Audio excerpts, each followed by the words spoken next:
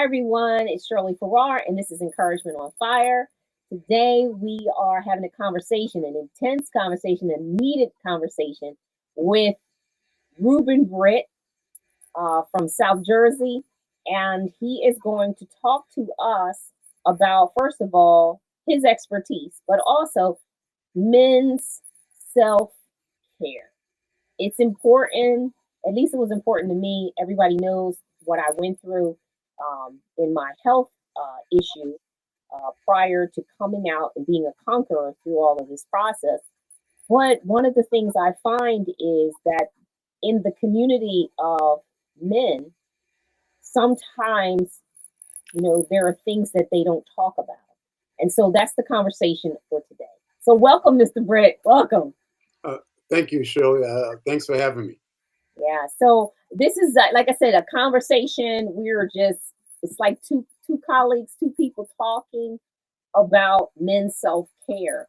And, I brought to your attention that, some of the men that I know of, and family, friends, um, you know, they had health scares that if they had been going to the doctor or inquiring, the doctor would have told them, you need a test for this or you need to do this. And, I said, wow, I want to reach out to someone who um, you're not afraid to go to the doctor. You're not afraid to tackle whatever head on. Like, I'm just not going to be that, scared to do this. And so I want you to really, take over the conversation or, just talk about some of the people in your friendships or your inner circles and what have you seen in the community? What have you seen amongst, men in general and then minority men?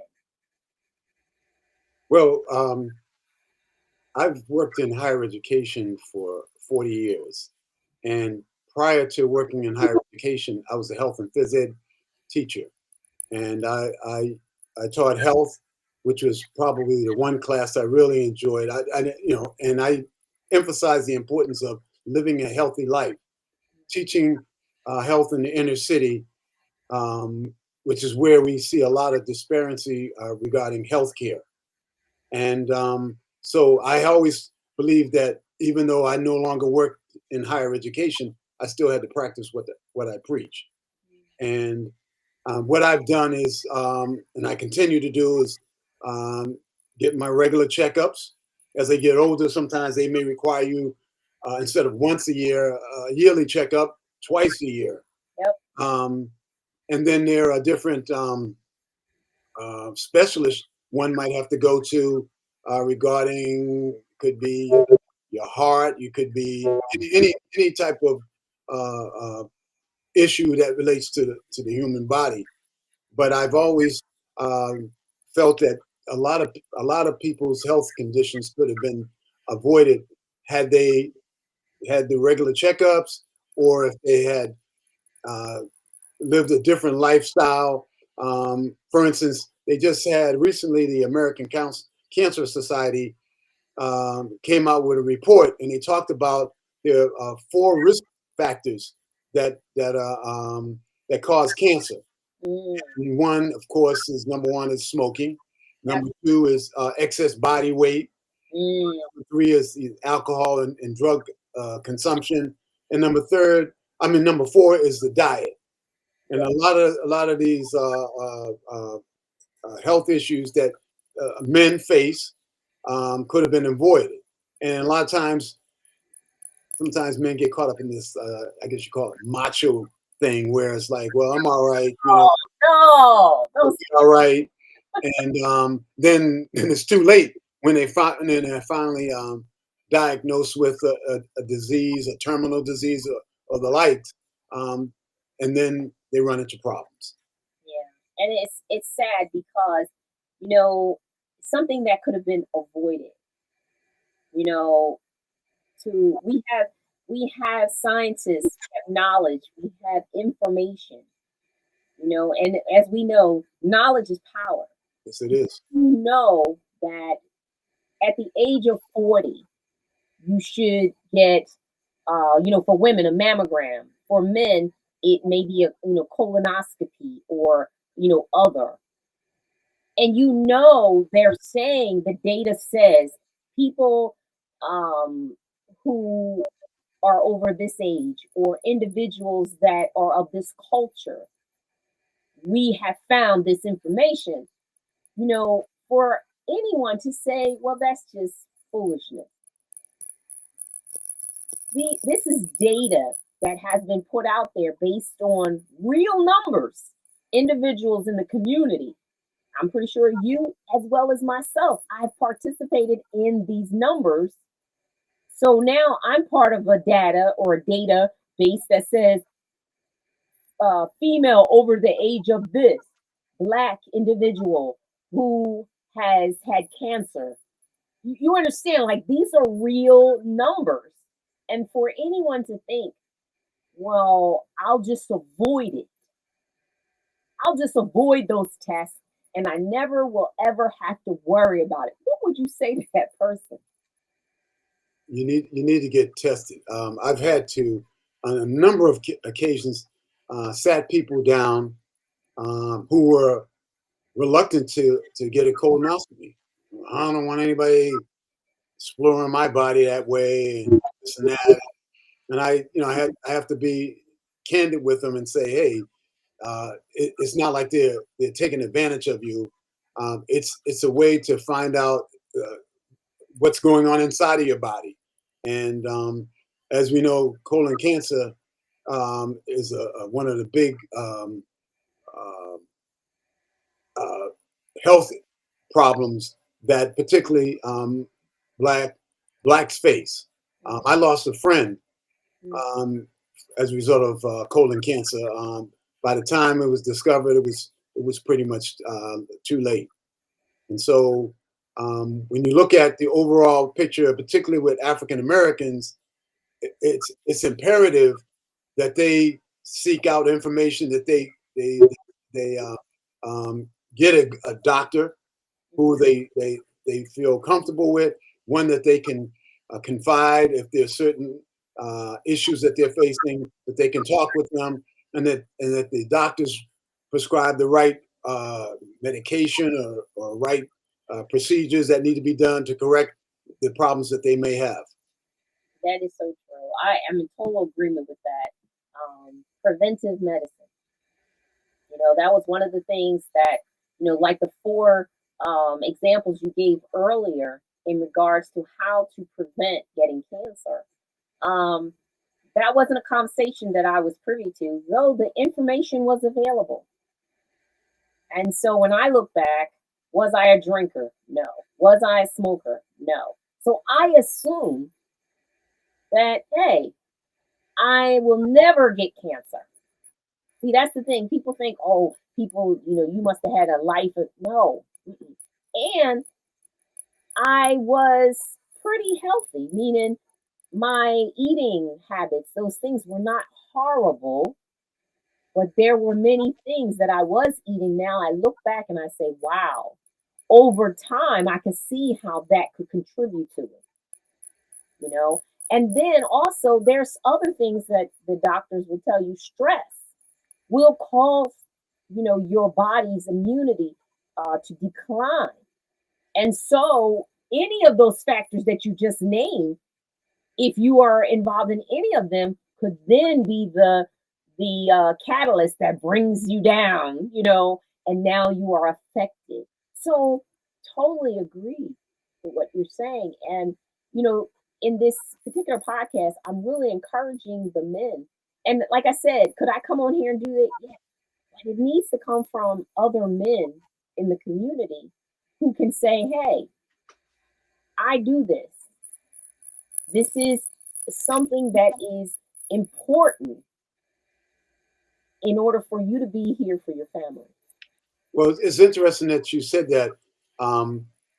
We're hearing a lot these days about mental health, and they cover the gamut from the young to the old, and a lot of that, uh, also can be as a result of stress. People get too stressed out, and they start to have psychological problems.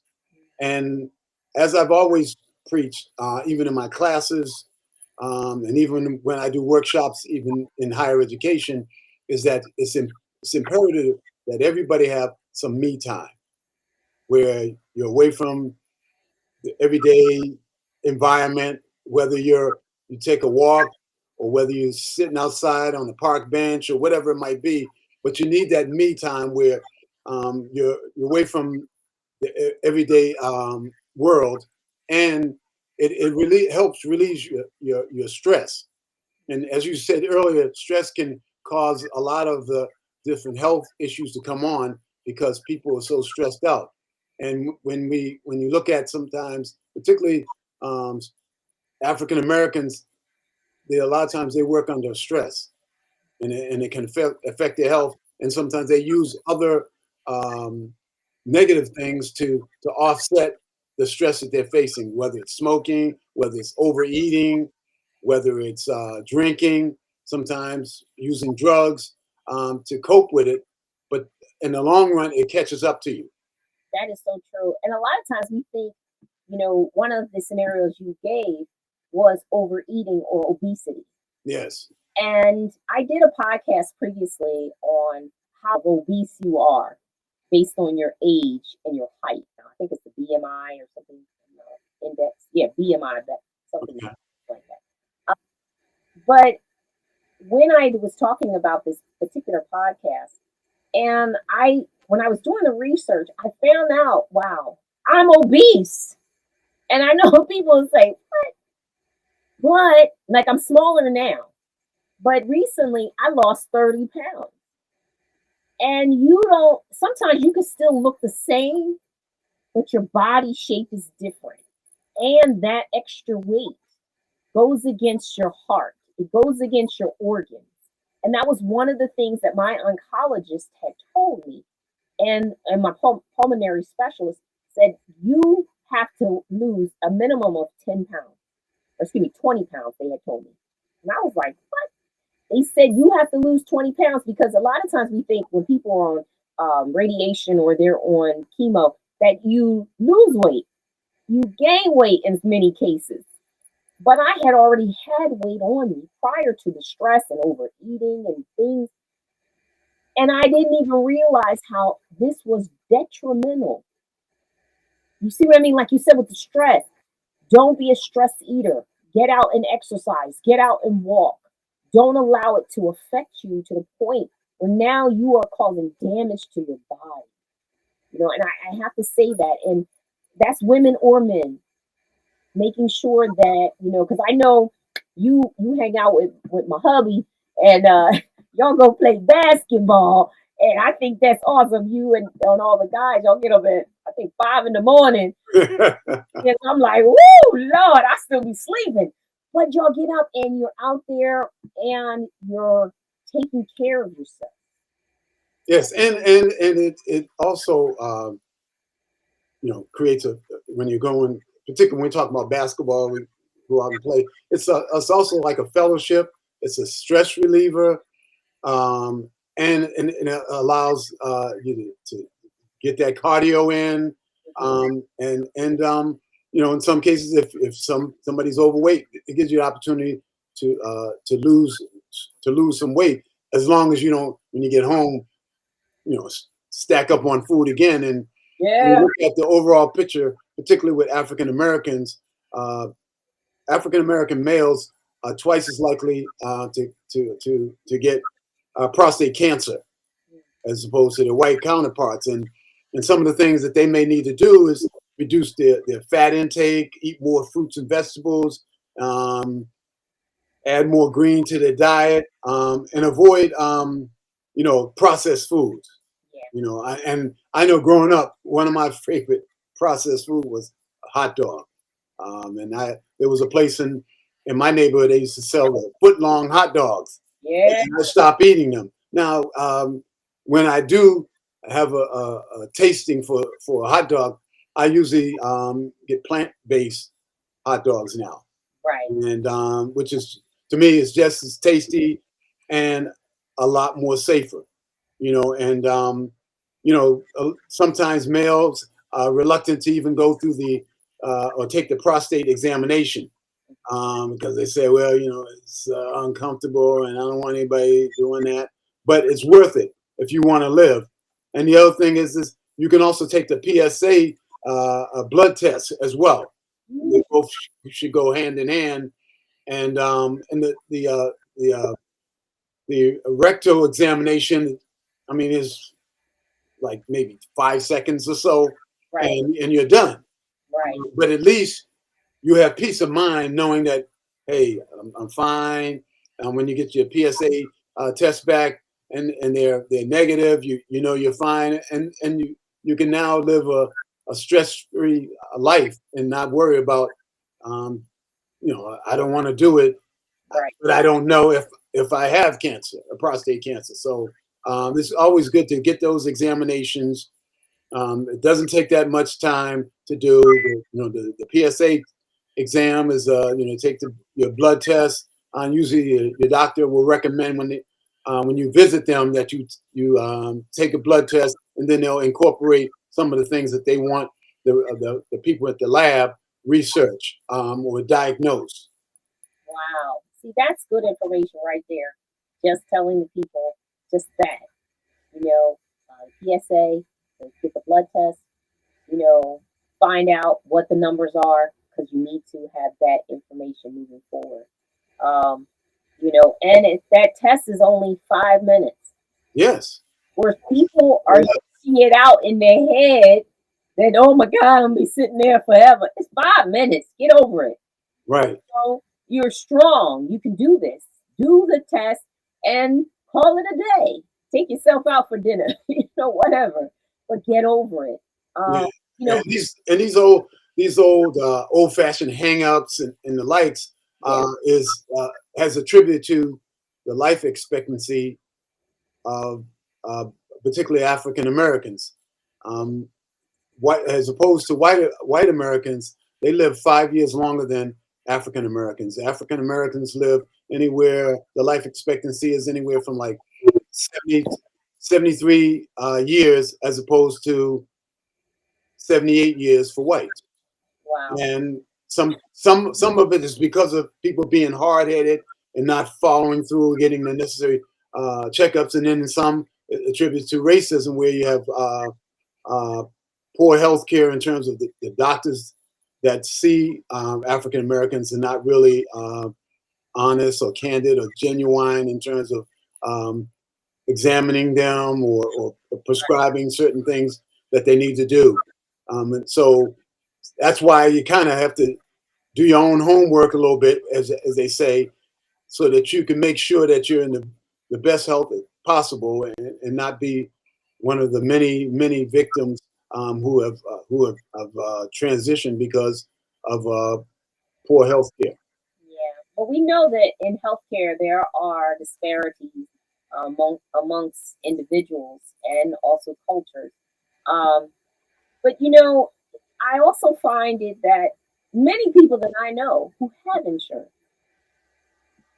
they just won't take the test, and I think that's a disservice to the family, to themselves, that they need to take the test because it gives them peace of mind, like you said, it gives the families peace of mind, and then they can be healthy and keep moving. It's just one of those things that I can't say it enough, and that's why we needed this podcast. So it can be on YouTube, it can be on Facebook, and be on social media, and they can hear what we're saying. It is important. You are important to take the test. Well, my brother-in-law has a saying. He used to always say that.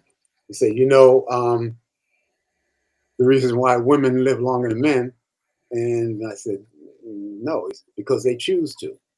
Women are a lot more into taking care of their body more than men, and they do. A lot of them do have the mammograms or whatever tests that are required. They generally follow through a lot more than men because as I said before, we get caught up in this macho thing and machoism, as they call it, and they don't really go and see the doctor when they're supposed to.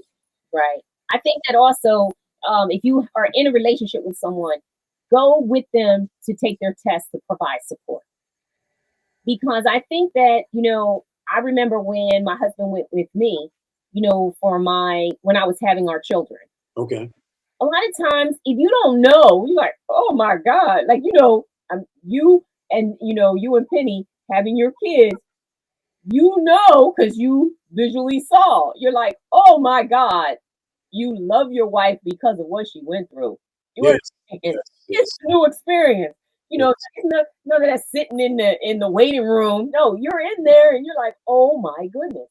And there's no difference whether someone is, taking the male test or the female test. Women, we have to do mammograms every year. The stuff we go through, it is, whether it's 5 minutes or 15 minutes, it's important. An individual is important, and if you have access to health care, there's no reason why you should not be getting these And you mentioned my wife. She's a tests. cancer survivor. Yes, and I interviewed her. Yes. We did over an hour podcast. It was phenomenal. If anyone has an opportunity, please go back and review that. Yeah, she was a breast cancer survivor. My mother was a breast cancer survivor. My mother's sister was a breast cancer survivor, and my mother's oldest sister was a breast cancer survivor. So, I've seen the cancer situation up close and personal. Yeah. And when my wife was getting treatment, I was right there with her. Ask questions, get a better understanding in terms of how the aftercare after going through radiation and chemo, what takes place after that. So I've, as I said before, I've seen it close up, and it kind of opened up my mind in terms of learning more about the plight of healthcare for African Americans, because African American infants two times have the mortality rate for African American babies is twice the amount as opposed to whites, which is really scary. And black people are three times likely as opposed to whites. Um, you know, um, may die during pregnancy, which is another thing. And sometimes it's certain things that they need to do while they're pregnant to avoid something like that. And and when you look at the historical aspects of healthcare, particularly with African Americans, they were, as slaves, they were exploited. Even in the 1800s, doctors conducted experiments on enslaved women to develop new surgical techniques and things like that. And even they did similar experiments on low income women of color who were subject to they were sterilized. Yeah. During the early, and this was during the early 1900s. Right. And they were conducted by the federal government. Isn't that something? And it is something because those are unfortunate situations that in life we all still face. However, when we support, our spouse or we support our friend, when we show up, I remember going through my process. My mother was there, my husband was there, my children, if they were able, they could show up. When individuals see you are not alone, you are less likely to be taken advantage of. Right. And they're going to ask questions that you might have forgotten. Or the medication, sometimes you lapse of memory. So during that process, you need someone who's going to be a support. And so that's another charge that I say to people who are watching. Find someone that can go with you to your tests, to your treatments, to get you help to be okay. And before we get off, I want to say another charge to the men. This is from me. Now, I hope you give them one, but this is from me to them. I've talked to the women, and I've asked the women to please go and get your yearly, your uh, every 6 month test. But I'm encouraged to say to the men, because you're in groups, you're always in groups, you gather together just like women.